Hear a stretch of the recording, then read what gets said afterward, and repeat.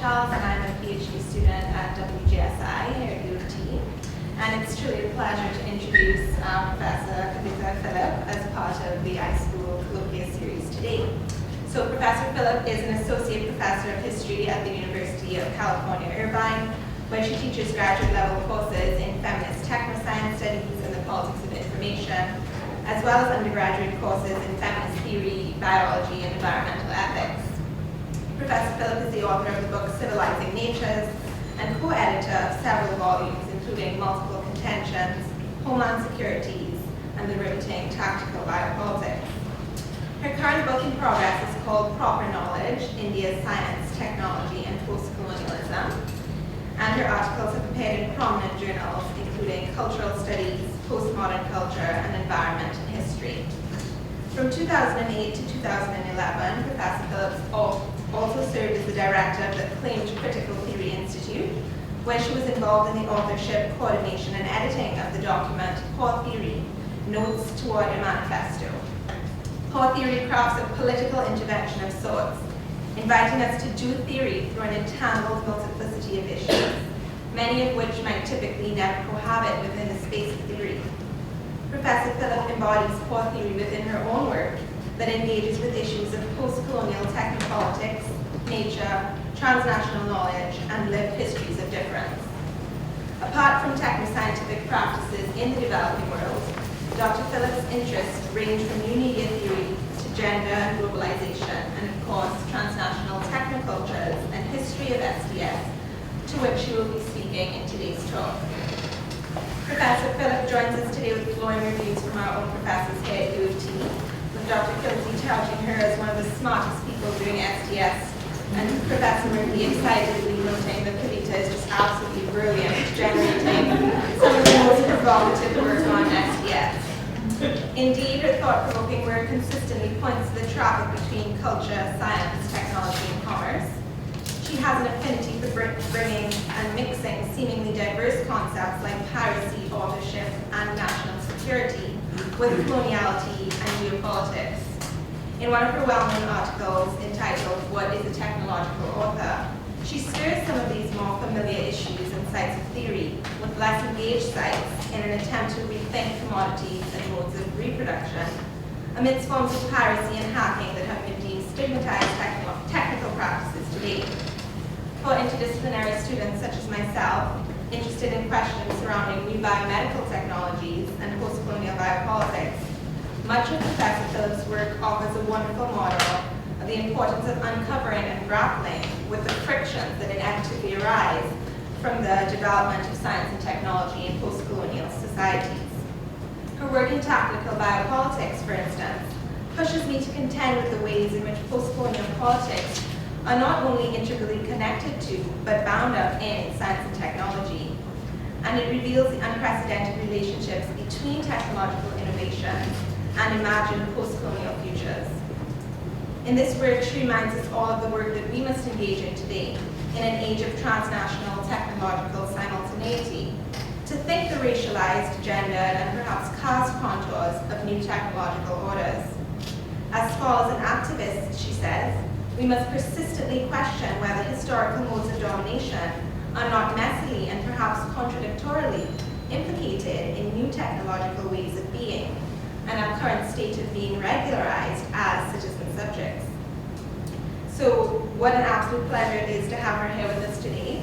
Please join me in warmly welcoming Dr. Kavita Phillip. So thank you so much, Nicole, for that introduction, which I can barely recognize myself in. And thank you, Patrick, for organizing this, what sounds like an amazing series all year.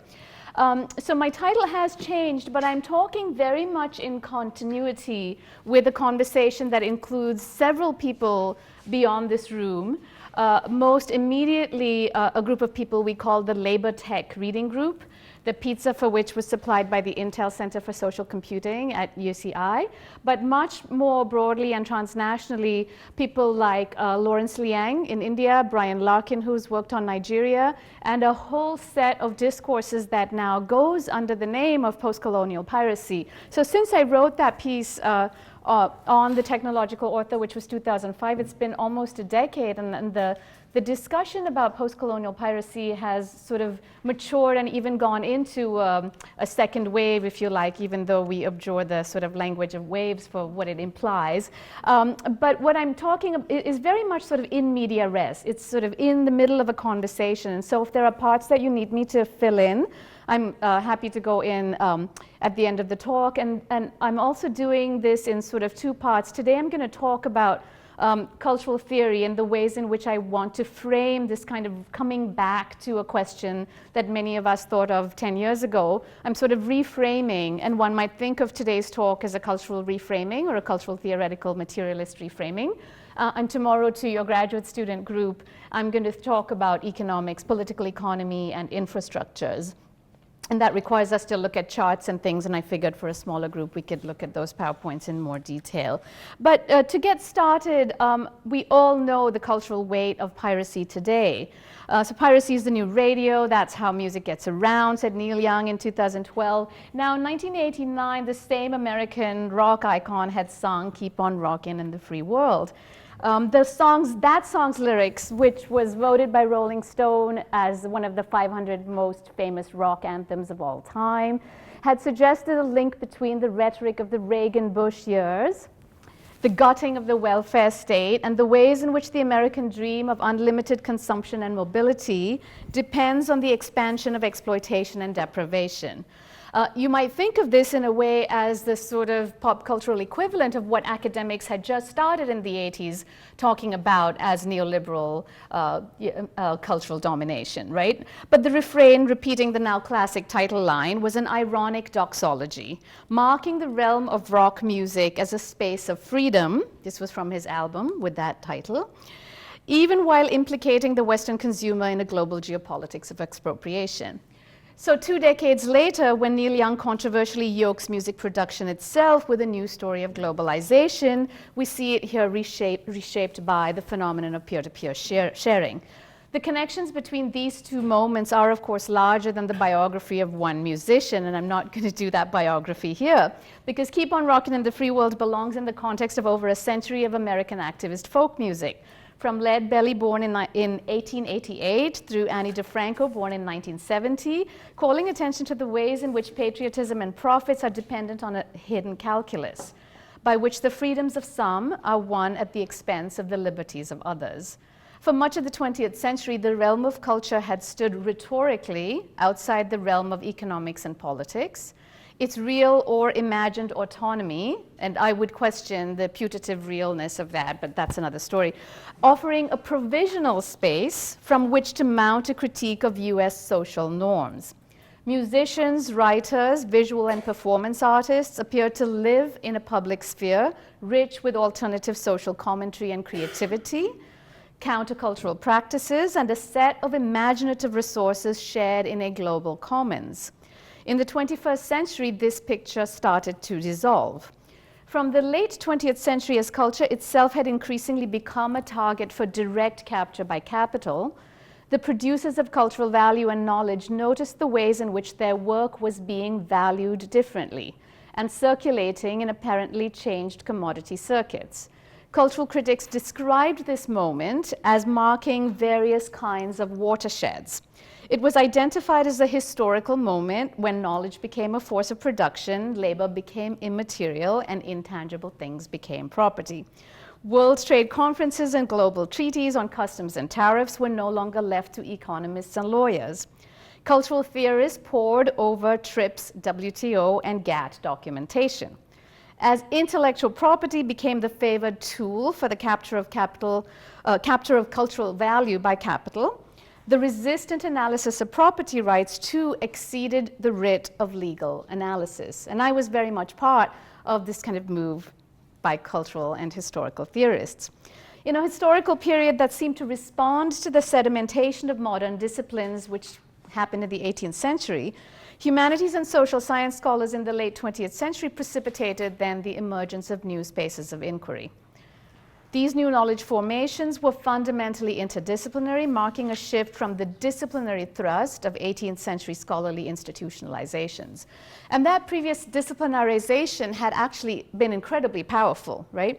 The field formations around law, economics, politics, and culture that had thus far shaped the legibility of some questions about human society, and as all disciplines do, silenced other questions, began to be seen through their constituent contradictions rather than as transparent repositories of objective knowledge. So in a sense, the function of disciplinarization and the accumulation of positive objective knowledge seemed to be coming into a different phase.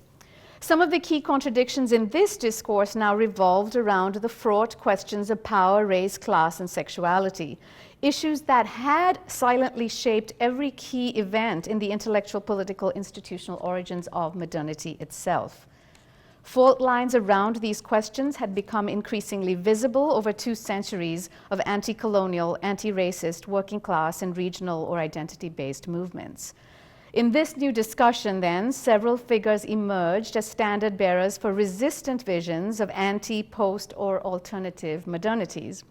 The third world woman, the indigenous person, the global activist, and other figures crystallized these emergent critiques of modernity. All these figures showed continuities and resonances with older histories of oppression, but re-emerged in specific ways in the late 20th century, bridging the gaps between state, multilateral institutions, academia, policy, and activism, bearing the anxieties and hopes that no disciplinary formation could contain, and that no single disciplinary critique could articulate. Each of them carried divergent semiotic readings and political tendencies, including revolutionary promise, reformist hope, and romantic nostalgia. The figure of the third world woman, for example, could index the gaps in social scientific theorizing about unmarked male subjects, spurring theoretical and policy revisions, but it could also devolve into an abstract signifier of pathos, losing the specificity of embedded women's histories.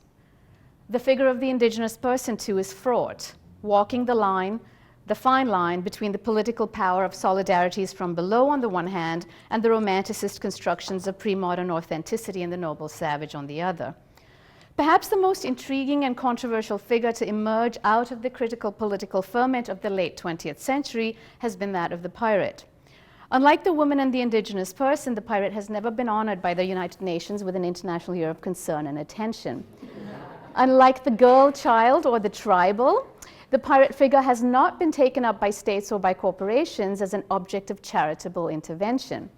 More intransigent and harder to sentimentalize than most resistant archetypes, the pirate figure seems to offer a nuanced and extensible critique of modernity.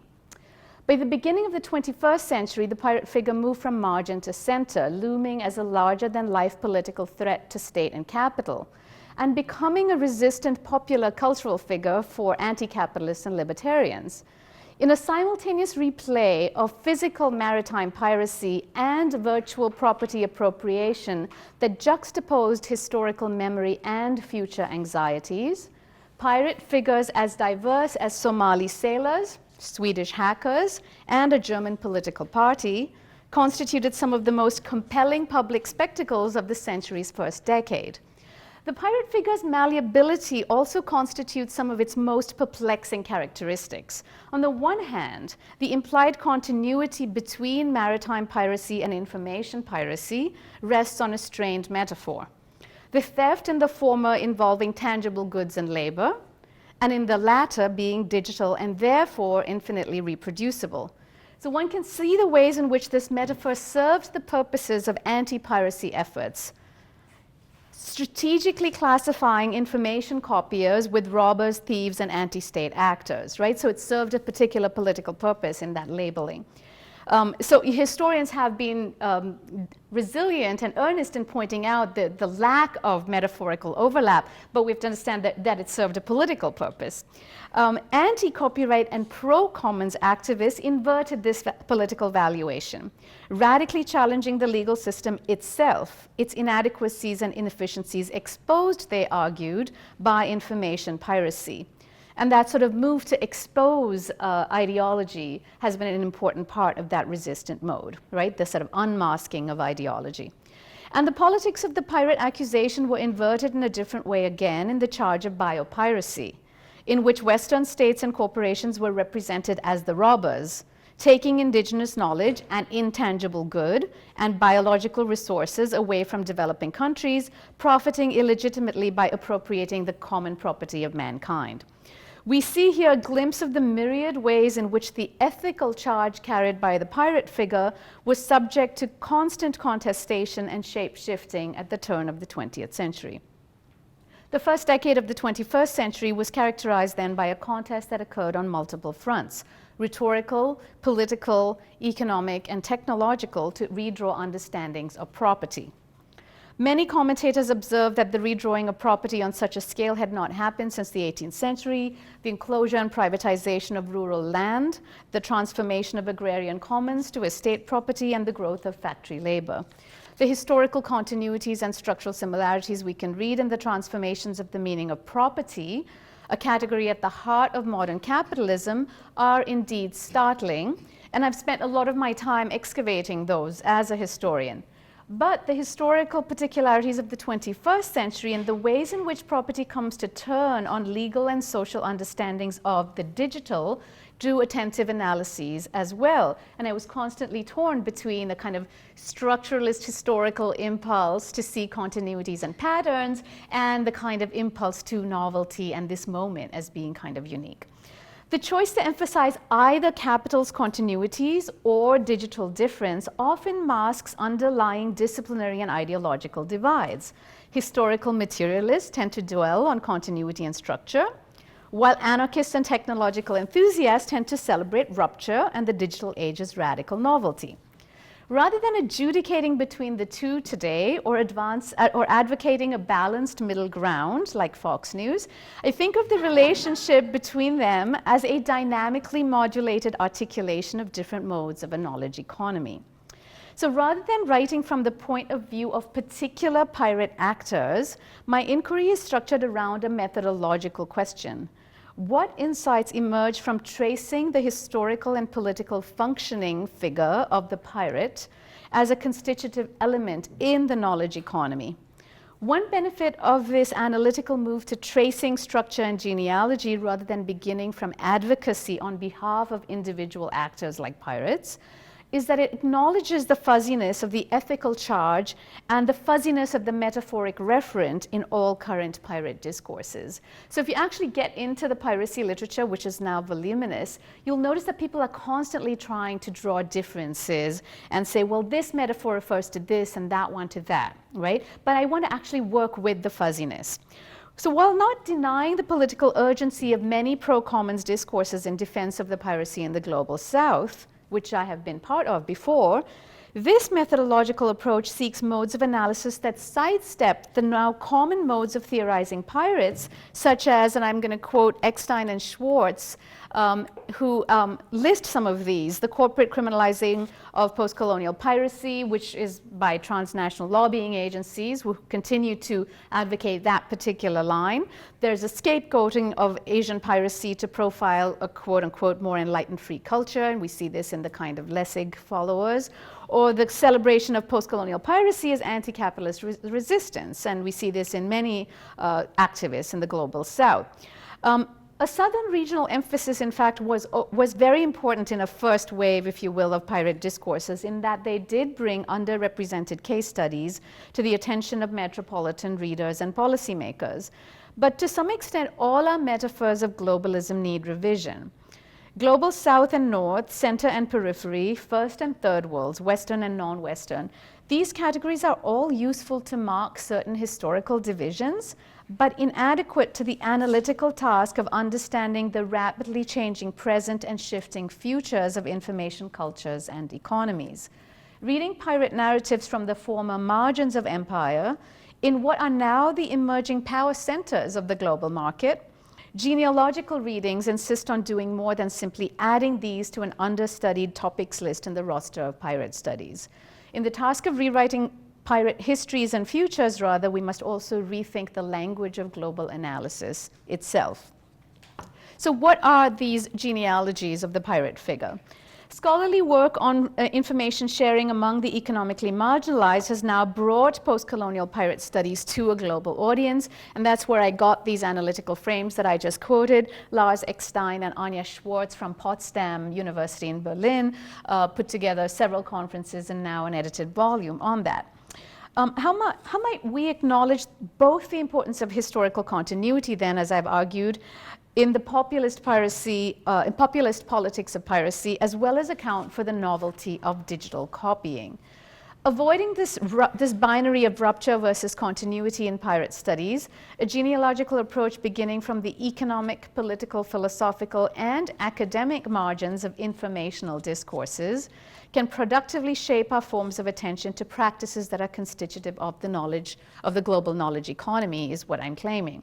As many writers from the global south have argued, the improper or criminalized sharing that happens in industrializing economies has many historical precedents. The copying and distribution of information and culture in all forms, from paper to digital, from music to film, can be seen as a response from the global south to centuries of unequal taking and sharing of resources of all kinds. It could also be seen as a continuation in the global south of practices that until recently were common in the north as well. For example, improper sharing practices recall forms of appropriation that American book publishers practiced in the 19th century when they took content protected in Britain and reproduced it without permission or fees for American consumers, and that's obviously from Adrian Johns' work. There are other historical precedents for the taking of resources from one part of the world for the benefit of another. And economic hegemonies of the future will be shaped, of course, to a significant extent by the outcome of the pirate wars of the early 21st century. So there's a sense in which historians and sociologists today are also sort of theorizing the ways in which we think of or conceive the future. At the same time, the pirate figure, and I owe this insight to Michelle's kids, has become a popular children's hero in North America. It functions within diverse US multicultural subcultures as a raced gendered subaltern who effects the inversion of hegemonic power relations. The pirate has, of course, commonly spoken for powers others. In 1995, Joe Stanley's popular history of women pirates located pirates' resistant appeal in their direct challenge to the state, a feature that made them attractive to libertarians as well as leftists. Pirates, Joe Stanley suggested, foreground the, quote, existence and reality of the state's political power as fiction, a powerful insubstantiality, end quote.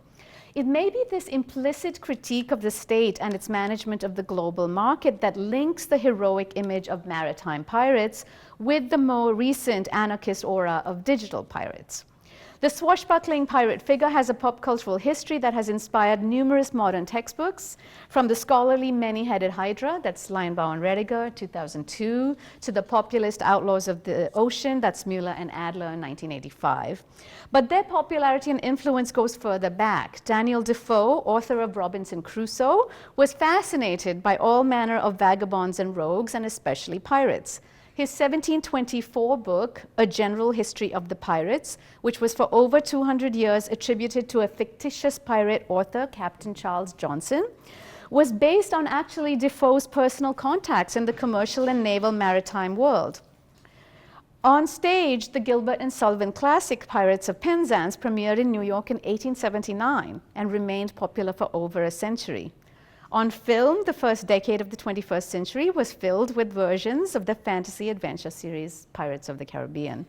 By this time, pirates had become such a staple of American popular culture that the film, itself inspired by a theme park ride, featured self-referential pop culture jokes and allusions. Johnny Depp played the pirate hero, Captain Jack Sparrow, with an ironic populist version of Brechtian alienation. Pirates have long had a marginal but persistent presence in countercultural narratives of modernity, rising to the foreground at particular moments and fading to the background in others, but never quite disappearing. Towards the end of the 20th century, I've argued they once again took center stage in a number of both official and resistant discourses. Unlike the nostalgic and politically harmless portraits of tender-hearted pirates in American popular culture, the new millennium brought with it pirates from the dark side of globalization and digital culture, threatening the emerging architectures of world trade. Somali fishermen who lived in the ruins of colonial legacies of uneven development, reportedly displaced from their livelihoods by war and neoliberalism, took to literal piracy, robbing ships in the Indian Ocean. In response, the US government sponsored talks to build links between commercial shipping and naval power of the kind not seen since the days of early modern piracy. And you actually see a build-up of a kind of former war economy in face of the supposed maritime threat. Roughly contemporaneous with the re-emergence of maritime piracy was the naming of a new form, digital piracy. It had no relation to robbery on the high seas. Rather, it seemed to its practitioners more akin to copying than to traditional robbing. At first, it seemed limited to a small, specialized group of computer users. It wasn't that easy to copy in the early days. Occupying an economic and material sphere far removed from both 17th century sea pirates and from contemporary Somali fishermen's lives, its only similarity to their struggle was in its close fit with the argument in Augustine of Hippo's famous epigram about Alexander and the pirate. In both cases, governments engaged battle by deploying the full range of powers of the state against the threat, while pirates fought for their autonomy with fugitive, guerrilla-like tactics. At the beginning of the 21st century, this young computer-literate population, with its initial roots in technologically elite institutional contexts in the 1970s, such as MIT, but diversifying and spreading over the next 4 decades, found itself at the helm of a new technology. To many in these circles, the conditions seemed right for a global reboot. Knowledge and power could, it seemed, now easily be passed to groups that aspired to change everything about the enunciative conditions and distributive context of knowledge itself. Even as digital technology promised unprecedented creative agency to a multitude of globally dispersed social formations, its ownership was being refigured by states and corporations. So you see, at every turn, we have this kind of dialectic between state power and corporate power, as well as resistant formations. And I think the problem I've been having with the standard pirate discourse is they tend to sediment around one of these. In the 4 or 5 decades since computation started to centrally shape techno-scientific and economic activity, the stakes have shifted from the control of hardware and software to the imbrication of culture itself with the power of state and capital. State and corporate-led anti-piracy crackdowns grew increasingly successful in reclaiming the new digital spaces for the play of commodified consumerism rather than of free exchange, which was, say, Stallman's early dream. Pirates of different kinds struggled to stay current. As anarchist literary critic Chris Taylor argues, the growth of signifying practices, this is Chris Taylor, in spaces formerly understood as private or cultural domains now mark new ways in which state and capital enhance their mutual imbrications and develop their power relations with or through our network subjectivities. And of course, this Chris Taylor writes this on his blog, but so it's sort of occasional and activist-based observations. But in a broad sense, piracy as a metaphor is now understood beyond the literal meanings of copying. Chris Taylor, for instance, is not concerned with digital copying itself. Rather, it's a phenomenon that in its largest sense is best understood in dialogue with a range of political meanings of data. From the libertarian discourses associated with networks of criminality, such as those associated with Dread Pirate Roberts, founder of the Silk Road, to the discourses of leaked information and state secrets associated with the global media storm around Julian Assange and Edward Snowden. Projects of citizen security and state consolidation of emerging forms of property often provoke taxonomies, as I've said, of the pirate. In such taxonomies, students who create music mashups are different from Chinese street hawkers ripping film copies. Corporate office software theft is different from outsourcing, which is different again from geek leakers in private-public partnerships with the state, like Snowden. Taxonomies then provoke analytical searches to delineate precisely where the fuzzy overlaps are among pirate categories so as to know what kinds of pirates one might guard against and which kinds of technological precautions should be used. But a genealogical approach to pirates differs from both taxonomies and chronological histories of information theft and appropriation. The third millennium's pirate is both a medieval throwback and a contemporary figure. She is a barbarian at the civilized city's gates, as well as an asymmetric threat, this is a term used in security discourse now, to the global future of the rule of law and free markets. This pirate traffics in both goods and services, engages knowledge and materials, and deploys know-how and networks. So rather than taxonomize, a genealogical approach observes the ways in which this pirate has come to shape the border between legal and criminal attitudes towards property. Materially, discursively, and conceptually, the pirate function is embedded in the textual and economic practices of transnational circuits of the late 20th century. So how do we understand the resurgence of the pirate figure, and how might we read pirates within their political context rather than as historical outliers or marginal figures? Pirates have recently occupied a structural position in the digital economy corresponding to this threatening constitutive outside of digital optimism. The political consequences of the digital revolution are thrown into relief by focusing on the role of this dark outside and its role in undergirding the standard optimist claims of global connectivity and economic development popularized by global development agencies and philanthropists. The pirate as boundary object is a key feature of 21st century political economy.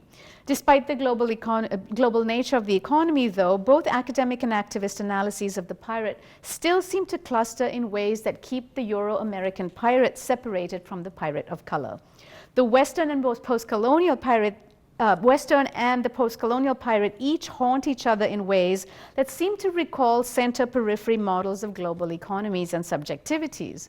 But this historical figuration of an unmarked center and a racialized outside, in which the rational technical worker is haunted by the notion of the irrational savage, does not entirely predict or encompass the scope of this emergent tech-savvy recalcitrant figure who evokes the histories and futures of anarchism. So in other words, I've begun to be unsatisfied with that sort of mode that we get from, say, a 1980s model of cultural studies analysis. But rather than simply internationalizing the figure of the pirate, a move that deploys an additive logic, we might notice the necessity of the outside or alien pirate figure as a border that constitutes the recalcitrant but reformable pirate on the inside of the same border.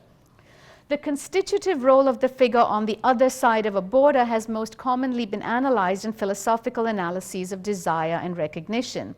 In this sense, the pirate might be seen as the other of the disciplined consumer of corporate information, psychically figuring both the threat of the outside and the feared or desired subject that shapes the legally bound, repressed bourgeois self. The notion of the regulatory boundary was famously framed for contemporary political analysis, of course, by Judith Butler, describing her own work this way as a reframing of these Hegelian questions. What is the relation between desire and recognition? And how is it that the constitution of the subject entails a radical and constitutive relation to alterity? The autonomy of the bourgeois self has been radically challenged by much of the new critical humanities of the late 20th century. The pirate figure offers a way to track the ways in which neoliberal governmentality has reshaped the subjects of technology and of modernity at the turn of the century. The genealogical study of the pirate figure that I'm advocating would draw from this work that philosophers have done on subjectivity and desire. But in addition, it would need to draw from the sphere of social science as well as the historiography of technology, which this work doesn't necessarily engage with. A historiography of technology in this context might draw, of course, on STS, but also on Foucault's notion of biopolitics and governmentality, which have already been key to humanist theorizing. So to read the pirate as boundary object and border figure is to invoke a range of analytical registers which cross the so-called humanist, social science, digital sort of ways in which schools, say, are divided up. So how do we actually cross those frames? We all call for interdisciplinarity, right? But what are the kind of methods that we might use? So here are three conceptual frames borrowed from social and historical disciplinary conversations that I think most of us are part of. So I'll give you the sociological, the cartographic, and the critical historiographic. We know, probably all of us, that the sociological notion of boundary objects has widely been used by scholars in STS. So Obviously, Lee Starr is one of those who worked on this most productively. The approach starts then by seeing all concepts and objects as embodying dynamic, shifting significations, being, as Lee Starr and Griesmer put it, weakly structured in common use, rather than set in eternally static essences. In other words, what Starr and others showed us is that boundary objects shine not primarily as themselves, but as a means of translation. Seeing pirates as boundary objects help bring into focus the fields stabilizing on all sides of the pirates, and thus to see as co-emergent the pirate figure along with the fields with which this figure is always imbricated. And that's of great help, because if you've been part of these pirate discourses, you know how anxious the kind of identifications are with these kind of heroic or transgressive figures. The pirate is a weakly defined figure to me. And yet, in every period during which the figure has been crucial to drawing the line between law and criminality, order and anarchy, it has been redrawn with obsessive clarity by all sides. So for instance, when I present some of this work to the law school, we have an emerging law school in UCI, they get very anxious about making it fuzzy, because what lawyers do is that they delineate precisely, right? The pirate figure's definition in cultural history is undermined early, as in this epigram by Alexander and the Barbarian Pirate, which invoked power as the relevant structuring field, and it called the definitions of both sovereign and pirate into question. So there's a kind of early invocation. And it's often invoked, as we see in the constant flux in the representation of pirates as heroic, criminal, abject, noble, etc. over these centuries. Early modern pirate chroniclers like Daniel Defoe searched for every detail of pirate life. I mean, he literally ran around the country interviewing everybody he could find that even knew somebody who knew a pirate, right? Just as more recent feminist pirate historians have extolled cross-dressing tough girls as gender-bending role models, and modern digital pirate hunters, as well as their defenders, strive constantly to delineate, clarify, and analyze pirate practices, natures, and functions. The notion of boundary objects gives us a way to track this interpretive flexibility in the pirate figure, which is key to following its otherwise seemingly haphazard history. It is analytically productive to see the pirate figure then as a means of translation rather than fetishizing a stable notion of the pirate itself. The fetishized pirate, even at its most entertaining, and I have been entertained, allows an implicit assumption that the pirate has become the new heroic or destructive subject of history, depending on your politics.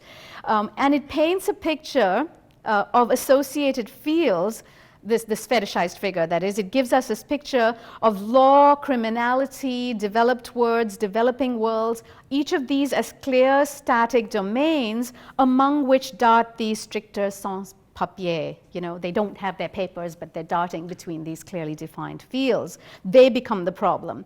The boundaries between state and civil society, corporate and social media, legal and illegal activity, advanced and backward economies have all been radically called into question by the histories of advanced capitalism and post-colonialism.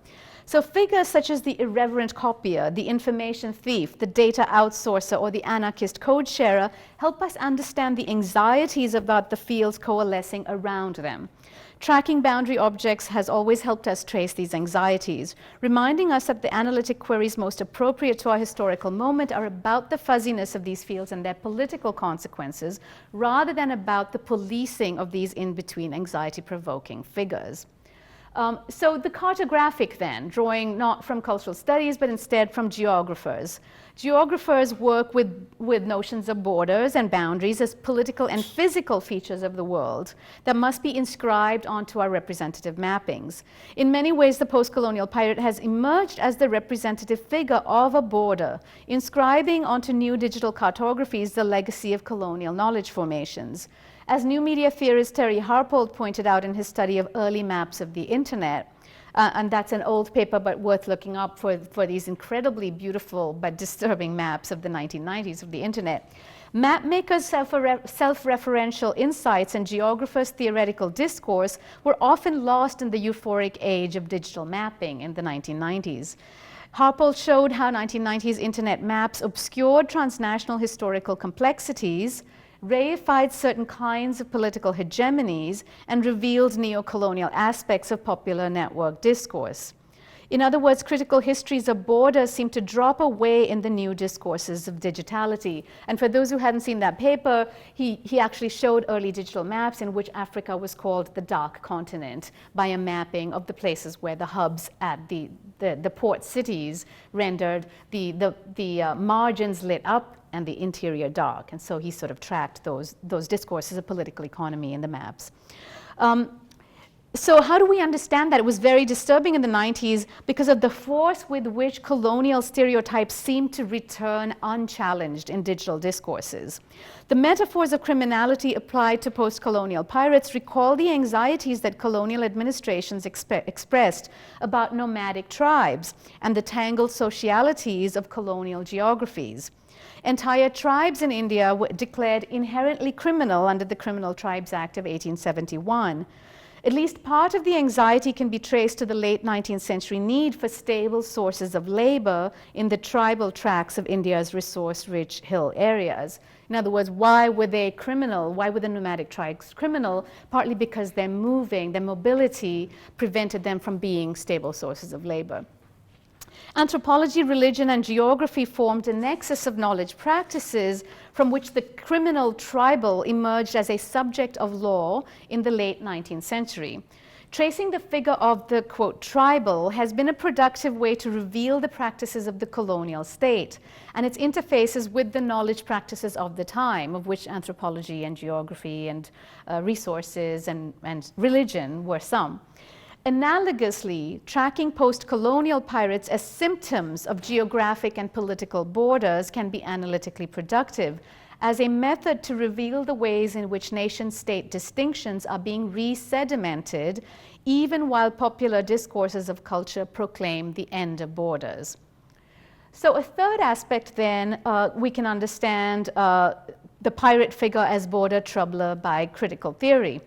Borders and boundaries do more than represent embedded historical geographies. They play a part in constituting the entire range of human experience, from the development of the individual self through a distinction from an other, to the experience of national identity as forged through its difference from outsiders that we know through decades of studies of nationalism. Humanist theory has elucidated what we might call the subjective life of these borders. The fiction of an autonomous self or nation or agency begins with and is constantly reconstituted by an imagined boundary with an other. Insofar as pirates constitute borders between good and bad citizens as they relate to property, their shifting historical roles help us track not only the social life of objects and their own shared or ambiguously circulating status, but also the corresponding subject positions. And this is key, I think, in the emergence of property as a new subject of anxiety in late capitalism, right?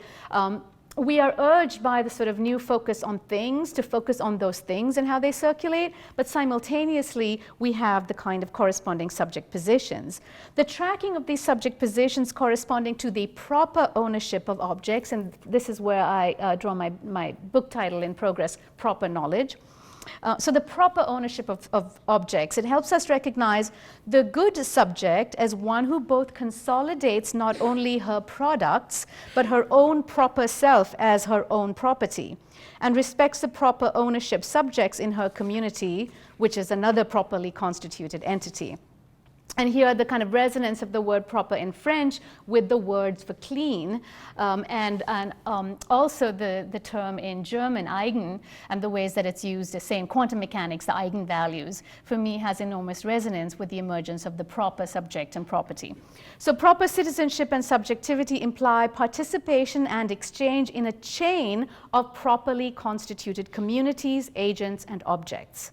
It is the shifting constitution of these subject-object assemblages that are of most interest to the critical theorist, who traces the genealogical flux of histories of the past, present, and future that pirate figures co-constitute. This shift cannot be described synchronically, and the problem with a lot of pirate studies is they try to describe the now. A critical theoretical approach that is psychologically and philosophically astute but not historically attentive would miss the ways in which the underlying domain of capital and transnational geopolitics changes the terrain on which subject-object assemblages engage in this chain of exchange. Shifts in the nature of capital flows and productivity are widely acknowledged to be part of the technological landscape in which the contemporary pirate figure operates. But we have yet to see nuanced analyses of the pirate and capitalism that can do more than just posit the pirate as the 21st century substitute for the heroic proletarian figure resisting 19th century industrial capitalism. Capitalism has changed since the 19th century, and so have the figurations of resistance to it. Michel Foucault has sketched a figure of 18th and 19th century agency that offers a more complicated picture than that of the heroic proletarian. Correspondingly, he helped us understand the state as neither a monstrous leviathan nor a withering away sovereign, but as a, quote, correlative of a particular way of governing, end quote. That way of governing is negotiated in each historical moment, with some periods, of course, being characterized as ruptures. Like the notion of paradigmatic incommensurability in Thomas Kuhn's work, the notion of rupture in Foucault has often been overdrawn by both supporters and critics. There's both continuity and change in Foucault, and there's much to be gained by reading the present moment, as I would like to, both in continuity with the political economy that emerges in the 17th and 18th centuries, but at the same time with many, many deep tears in the fabric of that economy that perhaps tend towards a technological social rupture in modes of selfhood and governance. Perhaps, because I haven't yet figured that one out yet. But Evgeny Morozov, for instance, has argued that the problem of digital information is too important to be left to experts on technology. Our current period, partly because of its technological reshapings of social, legal, and economic behavior, is one in which the context over civil society, its shape, and the nature of power it wields are once again dramatically obviously in play, more radically than at any time since the 18th century shifts that Foucault identified. Through social media, it seems that global citizen networks have unprecedented power to shape the course of history, as many elaborations and celebrations of the Arab Spring observed. Through corporate and state deployment of conventional surveillance techniques, as well as novel big data analyses, however, it seems to many other more pessimistic commentators that the powers of surveillance and the efforts to create sovereign, state-regulated communication networks bring the policing powers of the state to unprecedented heights. The swings of global recession and state economic collapses have brought the specters of mass unemployment, immiseration, starvation, and deprivation, as E.P. Thompson talked about, back to everyday experience in demographic patterns that cross over conventional borders of developed and underdeveloped. The questions of who will live and who will die are posed in ways that the recent histories of liberalism have not prepared us for. In many ways, academics were still reacting to a sort of past moment of liberalism and expansion. The political economy of this technological moment is shifting. From some perspectives, it looks like the renewal of a Bretton Woods-type pact to forge new political groupings. At other times, it appears that we have entered the era of radically decentered, non-state transnational power. Civil society is in the process of being redefined as everyone from national security coders to teenage skateboarders shapes and is shaped by the surveillance state. No. Big data efforts do not have the individuated focus that most associate with the godlike stereotype of the Big Brother surveillance narratives. On all sides of these power equations, everyone is still figuring out what the state, corporations, and activists can do with data and its networks. In this process, the state, civil society, and subjectivity are being reconfigured. This reconfiguration is not a simple rupture between putatively pre-technological humanist and technologically saturated or post-human eras. Neither is it a continuous universal dialectic of state versus people power. The ways in which we define civil society will be part of how we shape developments in governmental technology as we literally design those. We are part of this discussion, and we are shapers of contemporary governmentality, not simply as passive targets of coercive power. Instead of turning the distinction between state and civil society into a historical universal, enabling us to examine every concrete system, Foucault reminded us, we may see in it a form of schematization peculiar to a particular technology of government. Civil society, he said, is like madness and sexuality, what he called transactional realities. That is to say, these transactional and transitional figures that we call civil society, madness, and so on, although they have not always existed, are nonetheless real and are born precisely from the interplay of relations of power and everything which constantly eludes them at the interface, so to speak, of governors and governed. Civil society, therefore, is an element of transactional reality in the history of governmental technologies. A transactional society, he argued, which seems to be absolutely correlative to the form of governmental technology we call liberalism. And in fact, my colleague Julia Eliachar has argued that the word neoliberalism is entirely wrong. She argues we're still in the period of what Foucault would refer to as liberalism. As Foucault saw madness and sexuality as transactional interfaces that allow us to see the hinges in 17th and 18th century shifts to modern forms of governmentality, I suggest that we see piracy as a transactional reality. Rather than investigate specific pirate figures as heroic subjects of the new millennium, we can draw together, out of this rich domain of pirate studies that now exist, a genealogical understanding of how piracy stands at a new set of intersections of knowledge and power, between surveillance and participation, between coercion and consent, between centralized and distributed systems. In the same way that social media participants today are shaping and being subject to emerging technologies of government, pirate scholars too are part of the deep shifts in civil society. The future directions of pirate studies embedded in, shaped by, and constituted with the structures of power to come will define, in a sense, the next steps in pirate studies. And I'm almost done here. These three modes of inquiry I outlined, the sociological, the cartographic, and the one on which I spent more time, the critical historiographic, are reminders that pirate scholarship is now at a point where we need to move beyond the Bildungsroman with the pirate as its hero, and toward an understanding of the pirate figurations within larger historic and social shifts that have been occurring contemporaneously. These modes of inquiry, in other words, remind us that we need to frame new questions, seeking to understand not so much the characteristics and the motivations of the pirate as a character, but the states and consequences of different mappings of the pirate figure. The pirate per se, congealed or conjured in its present forms, fascinating though she is less interesting as hero, as archetype, or as role model than as discursive trace or genealogical device. While the mapping of the pirate figure itself as a legal political actor is an important and fascinating study, the mapping of the boundaries between pirates and property-respecting citizens among well-intentioned, innocent, righteous, or malicious pirates, all of these allow us to map the ongoing constitution of emerging subject positions, technical cultural objects, and their shifting political economic habitats. How does the pirate figure come to be rendered a challenging, threatening, or archetypal figure of the time? What transactional realities does it elucidate? Detailed histories of the pirate in each period, including the 21st century, are already available, and we can map the enunciative conditions by which the pirate figure comes to act in the world.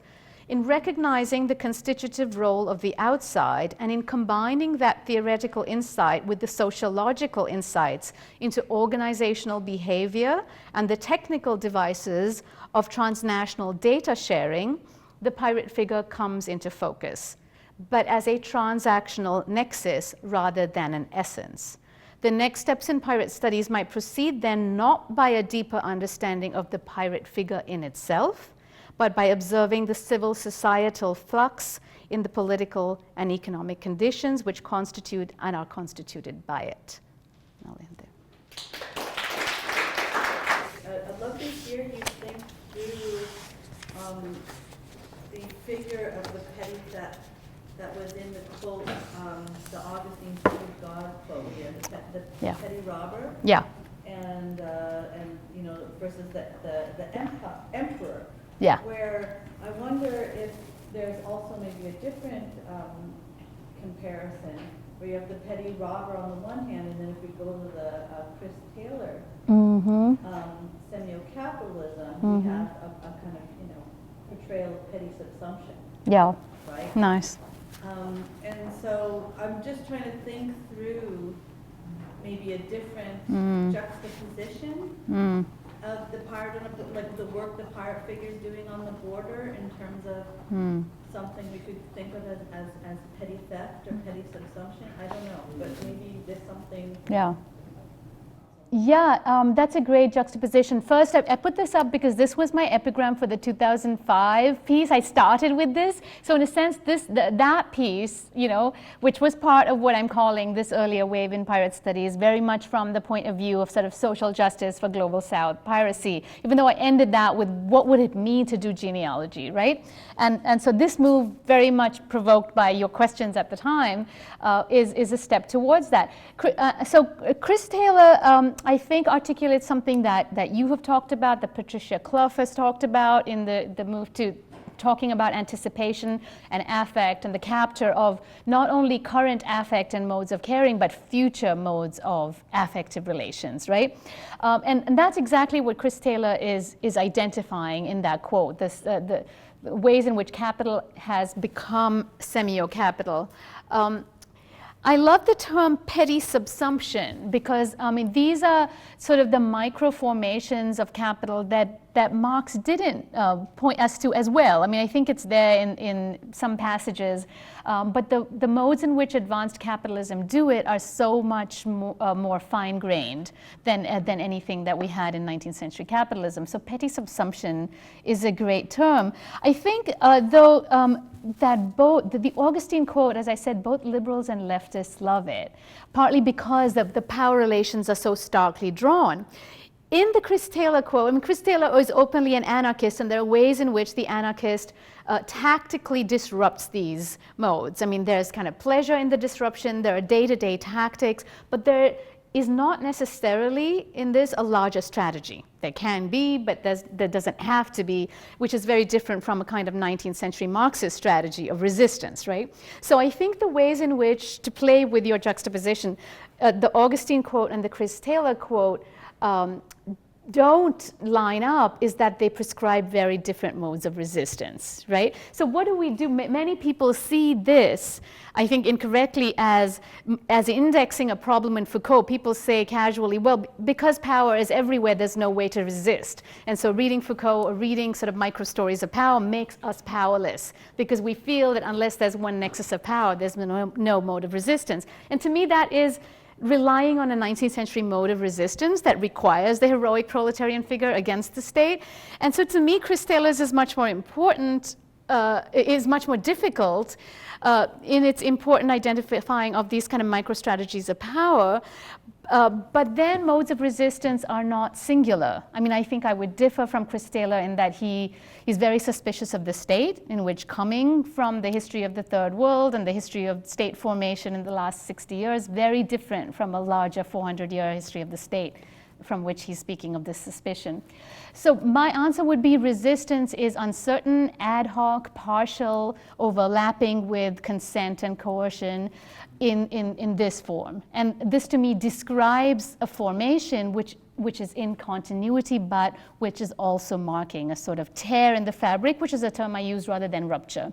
I'm not yet comfortable with arguing that we have a rupture. So I'm just playing with your idea. I'm not sure that that's a resolution, but that's playing around with that. As you're talking, for some reason, I had an image that kind of came back to me, which is the image of the protester from the Time magazine cover. I don't know if you've seen it. Image of the protester. Yes, yeah.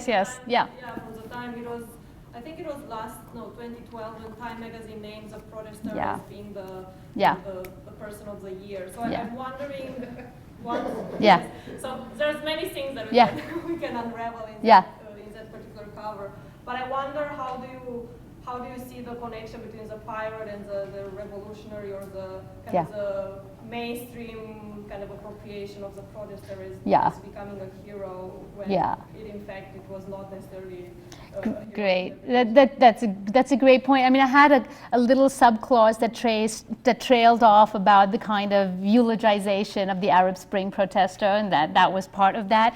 And clearly, I mean, you know, I was just a kind of a half clause that I tossed off there. But that's exactly right. I see, you know, the problem, if you will, with a part of, all of these disciplinary formations that I'm very much part of, that I see myself inscribed in these necessary mistakes that we were making along the way, is that we wanted to do academic scholarship in the name of social justice, in that kind of the figure of the protester. Many of us, feminists, anti-racist academics, have seen ourselves implicitly or not in that mode. And I think that both in a theoretical sense and in a political sense, we have to sort of question our own motives as we question the Time. In Time magazine, it's very easy for us to question their motives, right? Clearly, sort of extolling the Arab Spring. Initially, remember, it was the Twitter and Facebook revolution, right?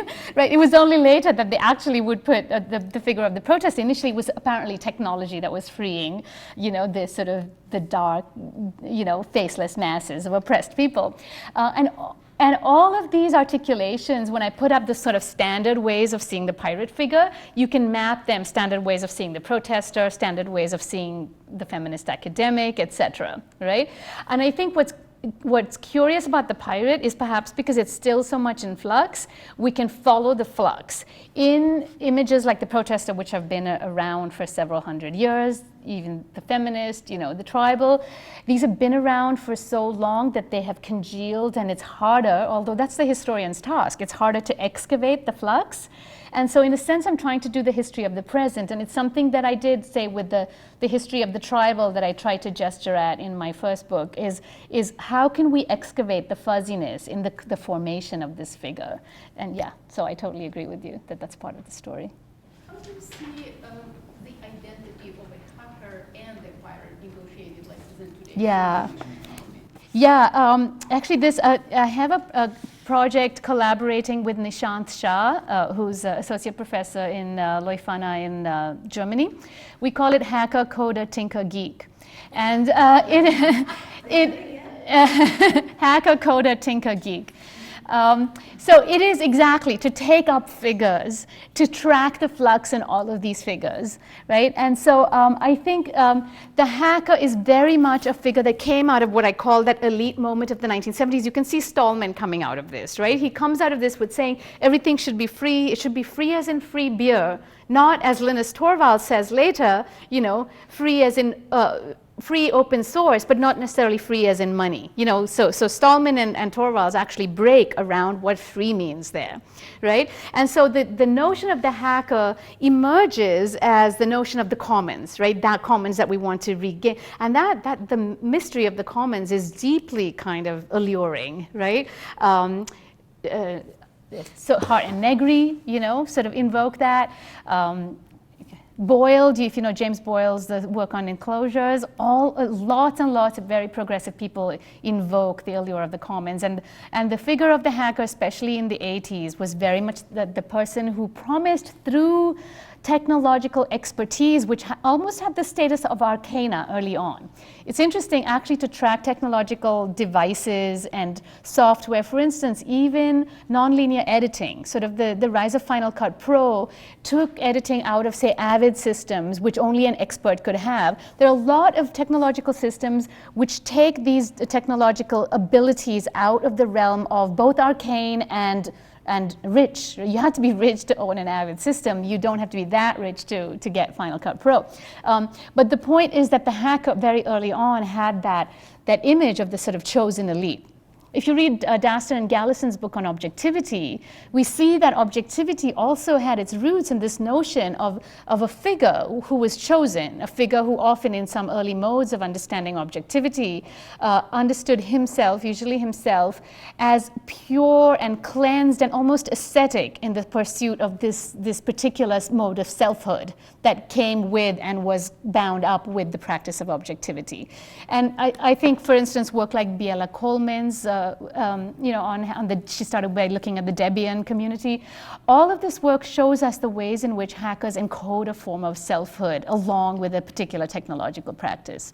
And again, if I was doing, Foucault keeps saying this in History of Madness, which earlier Madness and Civilization, that look, I'm not literally writing a history of the asylum. I'm writing the conditions in which madness emerges. But if one were to do a history of hackers, which actually many people are doing, one would actually track the same flux. I would be be interested, I guess, in the same flux, even though one would track different modes of hacking, the ways in which hacking changes from the 70s to the 90s, right? But I wanted to do, you know, what Foucault does in Madness or in Sexuality, see this as a transactional space instead of literally track the history of these figures, although, as you pointed out, I do have this other project in which we're sort of tracking these figures, specifically in India. We're starting in Bangalore this summer and sort of inviting people who identify themselves as hackers and coders and geeks and tinkers to come and help us in that identification. So we see this as a co-authored collaborative project with an infinite number of collaborators. We don't see ourselves as authoring that. And part of this move is I want to insist that we or historians or whatever we are don't actually have that authorial voice to say that anymore, that modes of that conversation actually have to be rethought. So my next project is not a book. Something I'm curious about is like, how does this justification of the pirate as heroic figure come about when it seems like most piracy is like for the entertainment of rich white people, right? Or is for the entertainment of rich global known people who can afford high-speed bandwidth to pirate things, I guess. I just don't understand, like, what is the material consequence that makes piracy actually a mode of social justice that actually, like, allows people to survive, reduces oppression or something, which seems like a kind of ongoing, like, challenge or problem between this idea that, like, and kind of, okay, this is a long question now. No, good. And a kind of asymmetry, right? When it's like this thing that a lot of people are doing for entertainment so they can watch Friends on the weekend or something, or New Girl, versus the state response of, like, guns and kicking down doors. Yeah, yeah. And yeah, no, thank you. That's exactly why I started by saying this is, you know, I'm sort of entering in the middle of a conversation, and I'm very much part of this with lots of other people, and who I'm going to invoke by going back to this. So when Eckstein and Schwartz did this, they did this in 2010, 11, 12, and the book is about to come out. So it's been a sort of 5-year project. And they are in a department of cultural studies or American lit or something in Berlin, right? So Lars Eckstein describes it himself as just sort of coming across this proliferation of work in pirate studies. This, you know, as you said, he wasn't aware, like you just said, of this field, and he just kept coming across it everywhere. And this was the moment, you know, about 2010, when Global South pirate studies had actually reached a critical mass, right? And so there's a few things to fill in before that. We, of course, had before that the corporate criminalizing of post-colonial piracy, right? So what happened when even Lawrence Liang, who's a sort of proponent of free culture and you know, open sharing, he sees the white kid in the dorm room with high bandwidth, who you invoked, right? Sort of downloading, ripping movies, etc. He sees that as okay, as cool and creative. And if you read his early books, they're very much focused on this. But the dark, scary figure was the Asian pirate. Why was the Asian pirate scary? Because that pirate wasn't doing anything creative. That pirate was just copying. It was just the mimic man, the term that Naipaul used, right? So there was a kind of line being drawn, and this was for the convenience of bourgeois law. How do we distinguish between good piracy and bad, right? So that's exactly that's the moment you're referring to. And there was a kind of scapegoating in public policy discourse of Asian piracy as bad piracy. However, there was, I think, a very interesting response from Global South activists, legal scholars, and so on. One argument was, and Lawrence Liang used the term you used, high bandwidth. He said, look, this is an issue of high bandwidth. You guys who have high bandwidth can be creative in Lawrence Lessig's analysis, right? Because you have high bandwidth to be creative with. You can mix and match and rip off. He said, on the other hand, there's different kinds of piracy in the third world. There is the sort of physical kind of piracy, whether it's Beijing or Bangalore or even a small town anywhere in the developing world. You can buy DVDs on the street that are just ripped on somebody's, you know, really ancient machine. They're really low quality, but that's the way that many movies get around. And movies here are not kind of high society things. They're very much a fact of popular culture, right? They're sort of a global resource imaginary that you can track nationalism and things in. So on the one hand, there's physical piracy like that. On the other, this is true for India more than, say, Korea. Korea has excellent bandwidth everywhere. India has patches of very, very high bandwidth and very, very low or crappy erratic bandwidth, right? And so there are ways in which high bandwidth centers can rip something on the wires, the so-called virtual, and then make it physical on a CD and distribute those. For instance, when I first met Lawrence Liang, I don't know if I should say this on your recording, but they were doing some great kind of queer remixing of Hindi films. And he gave me one of them and said that I'll only give it to you on condition that you pirate it and distribute it widely without giving me anything from it. So in other words, there are ways in which you physically give somebody something. You give somebody a CD and you say, make copies and give it to everybody you know, right? And I showed it in my 300-person women's studies class that fall. And then people wanted copies, and God knows where it is now, right? So there's a way in which piracy has been used very creatively because of networks of face-to-face sharing. Julia Eliashar, I think, does something brilliant with infrastructure in one of her pieces on Egypt, where she talks about communicative infrastructures. She talks about these kind of social networks of long standing that are reinvoked and reshaped in kind of new modes of not technology for her, but the political economy. And then there's a third way in which I could understand hacking and piracy that has nothing to do with bandwidth, and that's physically hacking, say, a water main. So you live in a slum in Bombay, and the water supply is just, it's not there because this is an illegal settlement, the corporation won't supply water. You hack a water main, right? You literally hack the water pipe. So there's a physical ways in which hacking infrastructure has a longer and very material history.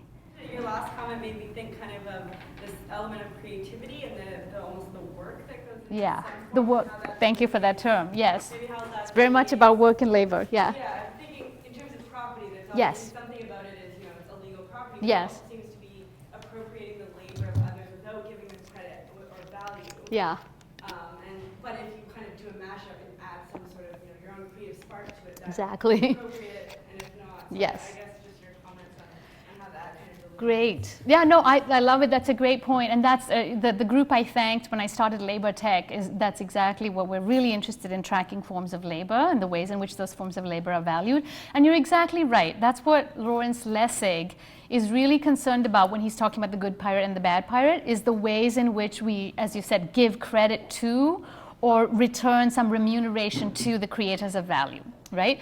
And the argument that Lawrence Liang, I call them the two Lawrences in that piece because it's so interesting how they're articulating different forms at the same time. People who work on global South piracy, this includes, say, Ravi Sundaram, who wrote, Pirate Modernities, would argue that the sort of idea of remuneration for labor and proper accreditation comes in a historical period or a political economic context in which figures who are rights-bearing subjects have emerged and are recognized by law and the state, right? And we know that many times citizenship is much more precarious than this. Citizens don't already pre-exist an economic situation. They come into being in certain ways in conjunction with state and political economy. And Global South Pirate Studies folks would argue that in fact this is how people are negotiating the fact of citizenship itself, access to resources, including cultural resources, right? They're arguing that the old distinction, say, between resources to live, I just need my food and water, and I'm a poor person and I'll be happy with that, and then cultural resources, which I get when I'm rich and I have leisure, right? They argue no, everybody needs cultural resources and we have a right to cultural resources and we're going to take them, right? And we're going to take them because we're contesting the terms in which we're told to enter this economic sphere of self-acting autonomous subjects who equally come to the table, right? So in a way, if you're familiar with Habermas's notion of the public sphere and then feminist critiques of Habermas that argue, well, we don't all come to this negotiating table like equal subjects, I think that's sort of what's going on here, is that they're saying, who are you asking us to remunerate? Some pre-existing subject that assumes I'm a pre-existing subject with the facilities to remunerate, right? So the whole notion of citizenship itself is being renegotiated. And so the sphere of bourgeois law, if you will, is necessarily under erasure or being questioned and subverted in these negotiations. I think that you said something like the white pirate versus the pirate of color, Yeah. and then said the Western pirate versus the post-colonial pirate.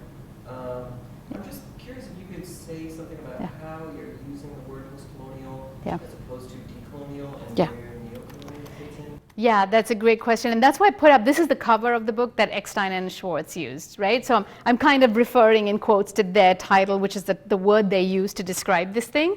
I agree that post-colonial is actually, seems to be, and it's significant that Eckstein and Schwartz come from a cultural studies or American lit program, and this has become a term that's recognized in, say, lit theory, right? Critical literary theory. They're not necessarily using it with the same resonance that we would use the term decolonized, right? Or even pirate of color or people of color. They're using it in a very different sense. They're marking a theoretical move, right?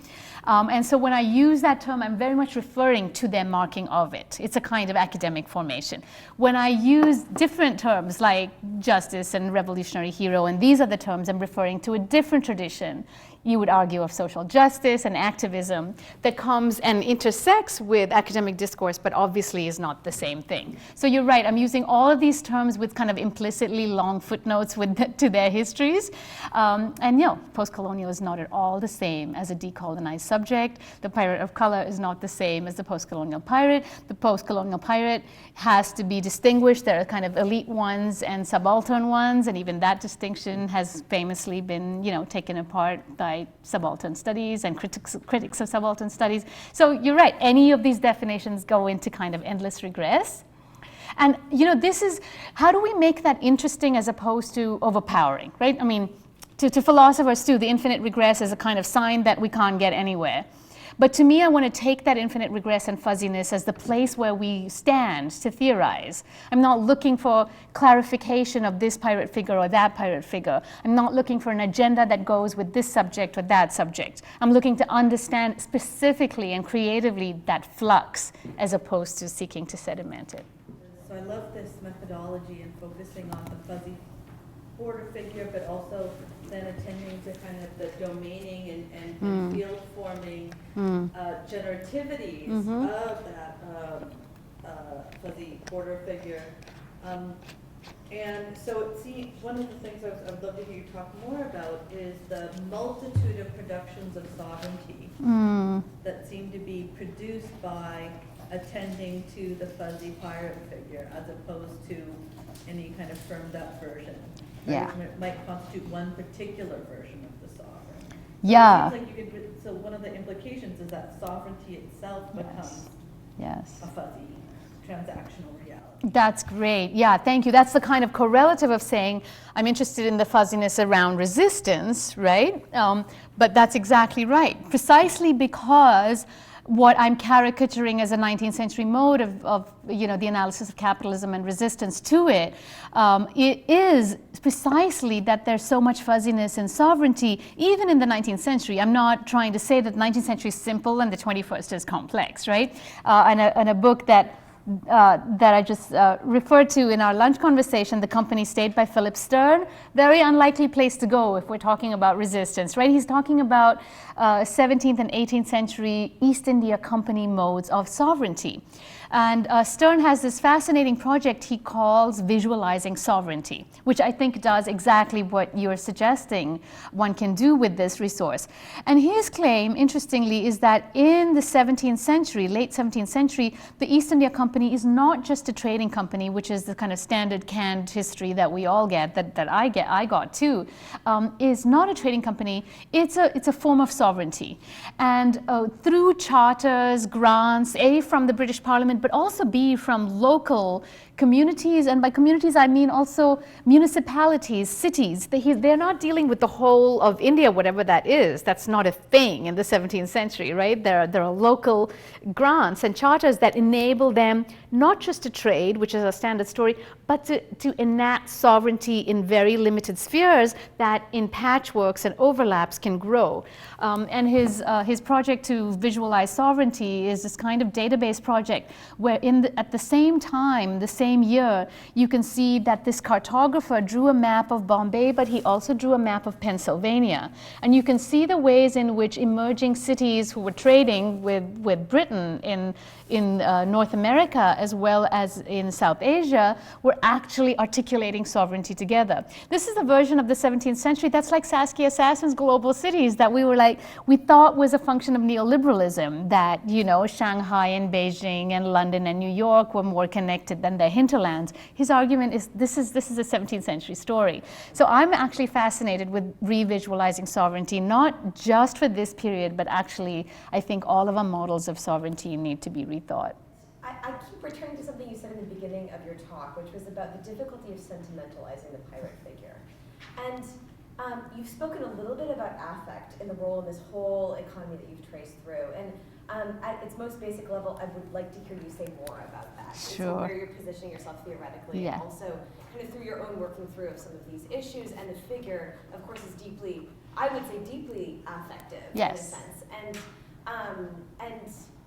even in your own language in the talk, I was sort of underlining some of the language that you're using, strained, desire, anxious. Yes. It's deeply Yes. affective to me. And so, you know, I wonder whether, in Yes. some sense, the desire to deconstruct these binaries, which I hugely salute and think it's wonderful, you know, rupturing continuity, also sort of probing the fuzziness and so forth, is that not also, in a fundamental way, an affective project? And Yes. so, I guess, at a basic level, can you say more about affect? And also, at a much more kind of maybe provocative level, I wonder at the end of the day if the pirate figure is really all that different from the girl child and from the Asians, and in your own engagement with it. Right. No, that's a great question first. And B, I don't think it's that different, right? I think that's exactly why I invoked them in the same paragraph, and I very much deliberately and knowingly use those affective tropes. And I kind of meant what I said, that I learned about the kind of charge of the popular cultural pirate from Michelle's kids. You remember when we were wandering around? Yeah, I did. And I wanted, you know, really that they have a certain attraction, whatever age we have. I mean, and all of us investigate what we do in academia because of certain tropes of desire and we know from so much feminist work that the task then is not to seek that kind of distant mastery of subject and landscape that was the fantasy of, you know, 18th century travelers, say, right? But to acknowledge and work with, as opposed to working against those affective tropes, right? So absolutely, thank you for underlining those points, because it was absolutely deliberate.